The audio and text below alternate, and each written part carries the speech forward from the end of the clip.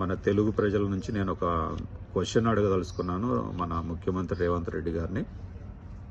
అయ్యా రేవంత్ రెడ్డి గారు, నిజంగా మీకు బడుగు బలహీన వర్గాల అభ్యున్నతి, బడుగు బలహీన వర్గాల విద్యా వ్యవస్థలో మార్పులు తీసుకురావాలని నిజంగా నీ మనసులో ఉంటే మీరు ఒకసారి గుర్తుకు తెచ్చుకోండి. తెల్లన్నం తినలేని సమాజంలో దగ్గర 60 నుంచి 80% మంది తెల్లన్నమే తినలేని పరిస్థితుల్లో ఉన్నప్పుడు అన్న ఎన్టీఆర్ గారు 2 రూపాయల కిలో బియ్యం తీసుకొచ్చి ప్రజల మనసులో స్థిరస్థాయిగా నిలిచిపోయాడు. గుర్తే ఉంది మీకు, తెలుసు కూడా. అలాగే విద్య చాలా వైద్యం చాలా ఖరీదైన వైద్యాన్ని ప్రజల గుండెల్లోకి తీసుకొచ్చి ప్రజలకు దగ్గరగా చేసిన వైఎస్ రాజశేఖర రెడ్డి గారు మీకు గుర్తే ఉంటుంది. వాళ్ళు ప్రజల మనసుల్లో స్థిరస్థాయిగా నిలిచిపోయారు.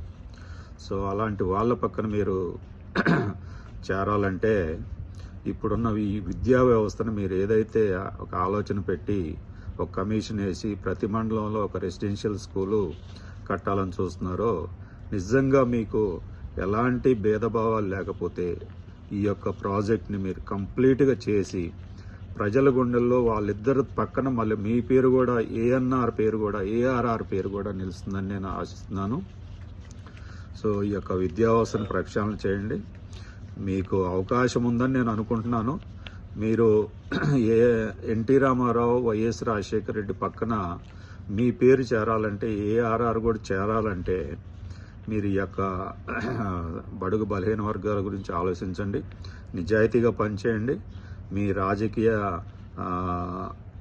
రాజకీయ కమిషన్లు ఏమన్నా ఉంటే అవి తీసుకోండి, కానీ మీరు బడుగు బలహీన వర్గాల గురించి ఈ యొక్క ప్రాజెక్ట్ని ముందుకు తీసుకెళ్ళి చిరస్థాయిలో నిలుస్తారని నేను అనుకుంటున్నాను.